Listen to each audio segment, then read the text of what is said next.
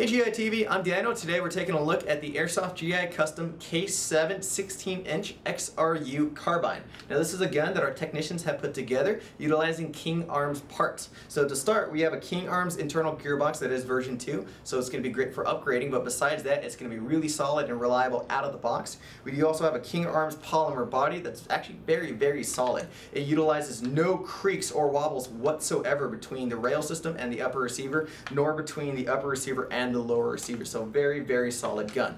On the left side of the receiver, we do have trademarks that are officially licensed by Colt. So on the top we do have Colt's symbol, and it also reads property of US government and for a carbine. So a very nice touch of realism. So our techs decided to go with these King Arms parts because of the reliability, the lightweight, the realism, and the low or the budget friendliness of it all. So the techs did install a almost 11-inch URX rail system. So this rail system is really nice that it is so long. A lot of rails out there are usually 7 or 9 inches, so this gives you plenty of space to add any kind of accessories that you want to go with. So for example, everybody has a different grip preference. Some people like it up front, some people like it more in the back, some people like stubby grips, or maybe that cool angled foregrip. This will give you a lot of room to work with, whether you want it in the front or back, or use a different grip that might take up more rail space. With that being said, you most likely will still have room to add a flashlight or a laser or a bipod or whatever else you want to go with. On the left and right, we still have that same rail, which is going to be great for a flashlight or a laser, something I'd probably use in a CQB setting.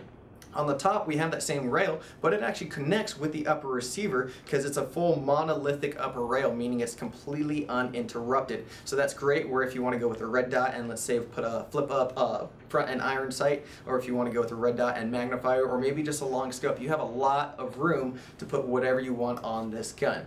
Also, this gun is front wired, meaning it's going to come with a PEC box to hide the battery. So that PEC box is going to have to go on one of these rails. It's going to be your choice, and then you have lots of room to make that work and still put on whatever accessories that you want to work with.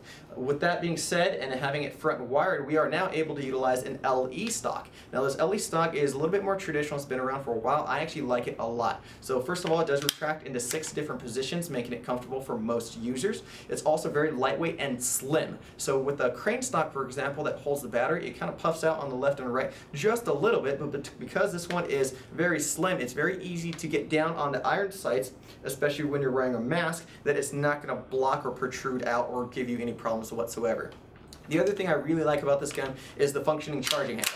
So when this is closed, it will open up the dust cover like that and also give you access to the hop-up. The other thing I do like about the charging handle is it does have a generally good feel to it, where I don't know about you guys, but when I'm waiting to go play a game, I'm always playing with my gun and tinkering around with it, so a lot of times I'm always pulling the charging handle back and forth, so it has a very nice satisfying feel to it, and it sounds great when it slams back home.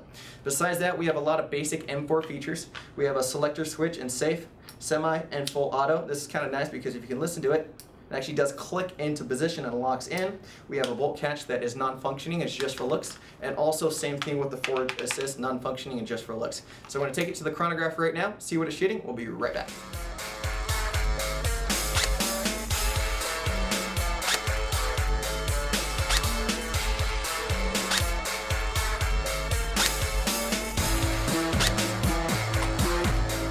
So that was the chronograph reading. As you guys can see, shooting rip between 400 and 410 FPS, which is going to be perfect for an outdoor field. I would choose this gun if I was looking for, obviously, an outdoor gun that I wanted to be lightweight and mobile, but still had enough range to reach out the target and get the target that I'm shooting at. So it does have that 16-inch barrel that's a little bit longer than the standard 14.5-inch, and with that LE stock, it's going to be lightweight, low profile, and you can retract it to your comfort.